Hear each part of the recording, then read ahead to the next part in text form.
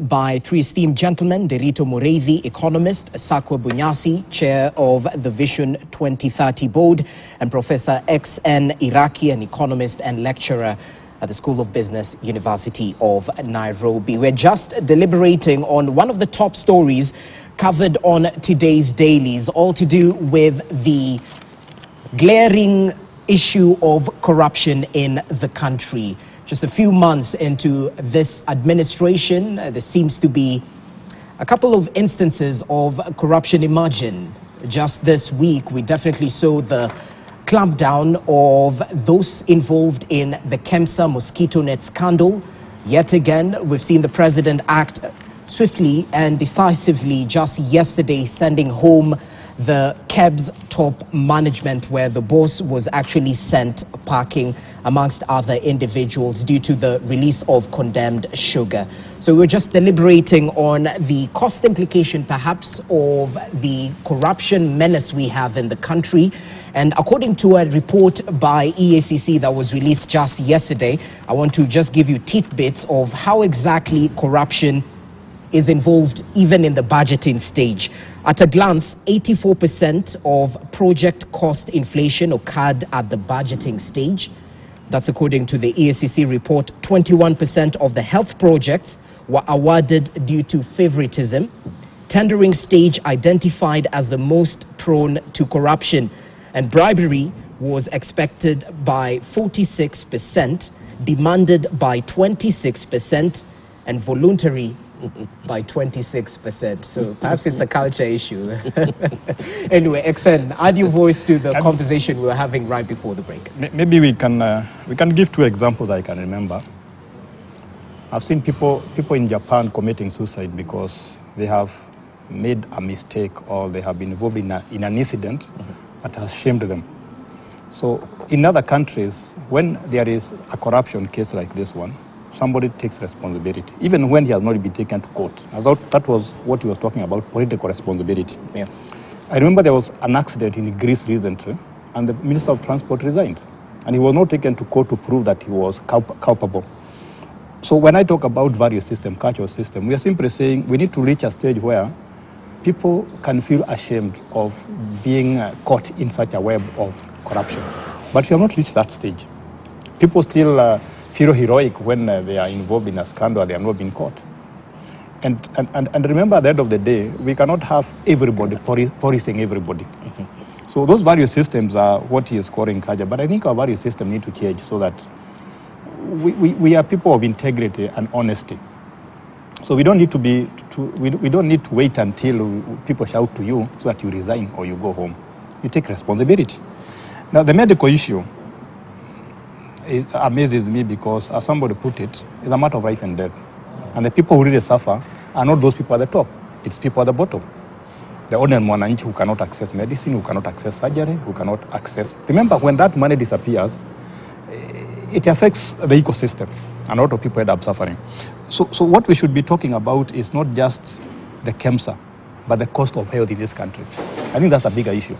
The other day you saw a report that you go to a hospital with an NHIF card, you are turned away. So we should not just focus on KEMSA, but the whole cost of health in this country. Because if people are not healthy, they are not productive. And if they are not productive, they will not make their contribution to the economic growth.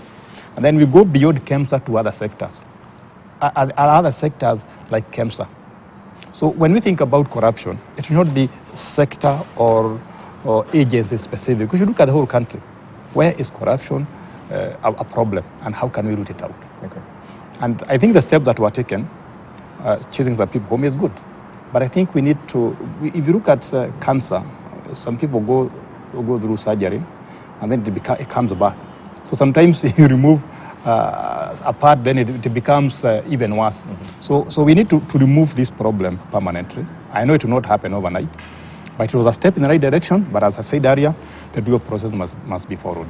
Okay, and Derito, as you come in and add your voice, you mentioned political responsibility, and I'm taking a look at page 5 of the Standard, how a furious president sort of fired warning shots in cabinet talks. And perhaps as we try and fight this scourge called corruption, what's the weak link from where you sit? Because many might argue that perhaps in previous instances, we lacked the political goodwill to beat corruption. But the question would be, is political goodwill enough to beat budgeted or institutionalized corruption?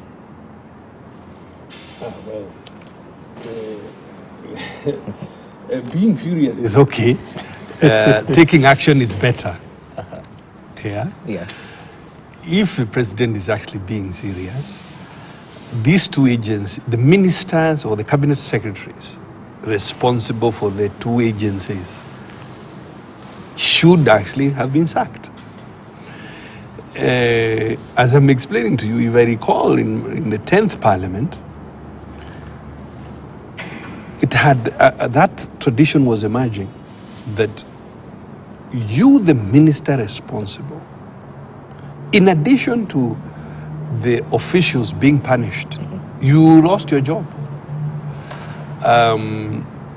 I think, in fact, if you again, because after all, the president compared himself to Kibaki on the weekend, perhaps it's a good comparison. If you think about ministers like Murungaru, David Mweraria, even Kiraito Murungi, Kimunya, as I said, Wetangula, all these were ministers in Kibaki government who lost their ministerial jobs, not because it was proven that they were directly involved in a corruption, but because corruption happened in their ministries and they were in charge. So if a president, it's okay to be furious in a meeting, but you are the one who has employed these people. And the proof of the pudding is in the eating. What the president ought to do is sack these ministers in whose dockets corruption. But personally, I mean, I don't want to judge, but I'm skeptical. First of all, because in the run-up in the campaigning, this administration had said that corruption is not a priority for them, or fighting corruption is not a priority for them. So I remain skeptical. Take action. Don't be furious. Only time will tell. Interesting. As you come in, I'd like us to talk about sugar, and I don't know if Nambale is within that sugar belt, because we're looking at reports, and we heard from XN, who was in a supermarket just yesterday, 2 kg going up to over 400 Kenya shillings. And right now, the speculation, whether it's that issue of the proposal in the finance bill to introduce new tax on sugar that's caused the hike, whether it's a local or global shortage. But something he said still stuck with me. If there's abundance of sugar, whether adulterated or not, simple economics would mean that the cost would go down. From where you sit, why are we seeing this influx of prices? I think Professor should have told us, maybe he still can tell us, the range of prices he saw in the supermarket. I have not been to a supermarket for a while. I don't take sugar, so I sort of am off the mark a bit. But I think there is a range of prices. There will be, local sugar produced at a certain cost, and there's also sugar imported into Kenya. That's either packaged locally under that external brand, or it comes in already pre-packeted. So there is a range of costs, and if consumers still tolerating that and stocks are moving, must mean that they find a level that they can live with and so on. But I would be surprised. Uganda taught us some years back that among the commodities consumed in a household, sugar is not an essential commodity. Salt was, surprisingly. But that does not mean to say that people don't feel its absence, in the family. There are families that will not have their cup of tea or porridge for the children without sugar being added. So we should look at it. But I think it is interesting that somebody would go and buy 400 shilling sugar, 400 shillings a kg of sugar. 2 kg. 2 kg, sorry. That's 200 shillings a kg, so to say, at a time when the cost of living is that high and so on. Maybe that's not a good way of putting it, because that high cost of living includes already high sugar prices. But I think that we should provide a wide range of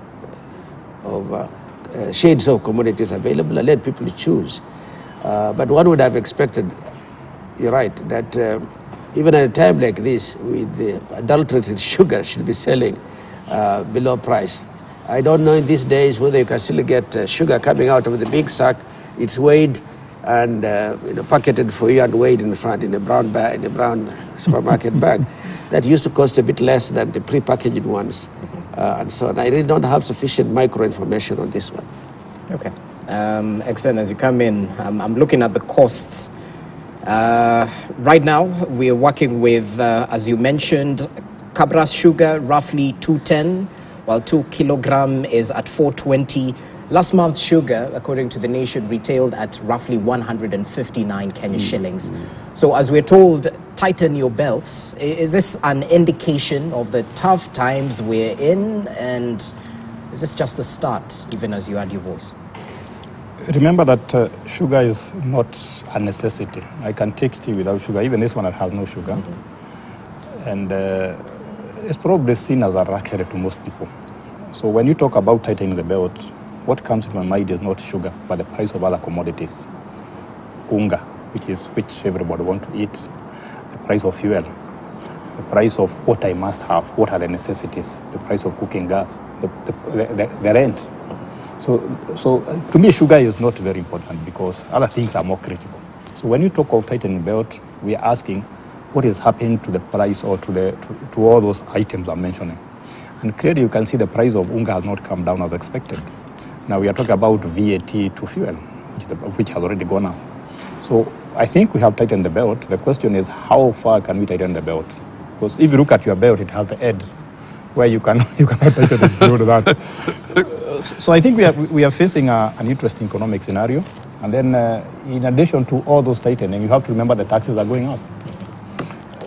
So as the headline here says, there are a lot of economic battles to be fought. The question is, who is going to fight it and who will win and who will lose? So in my opinion, and I hope that I'm right, things will get bad before they become better.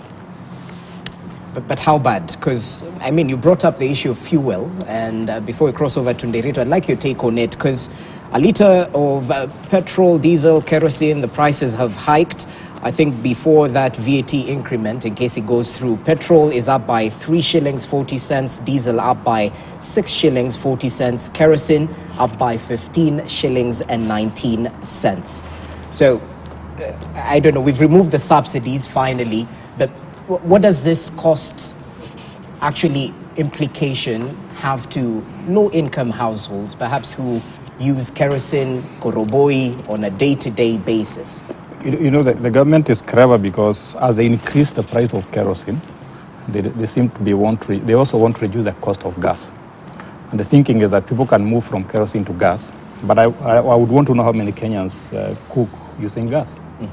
So when you increase the price of fuel, it has implications on the economy because people in agriculture, people in transport, everybody has a fuel input in your economic activities. So that is going to set the prices up. And my worry is if you reduce the price of petrol or the price of fuel, or you have a tax cut, that can have very good economic stimulation. But now all are going up. So I'm seeing economic activities going down because of these high prices. And I fear that might lead us to actually collect less taxes because people might travel less, so you get less money from fuel tax.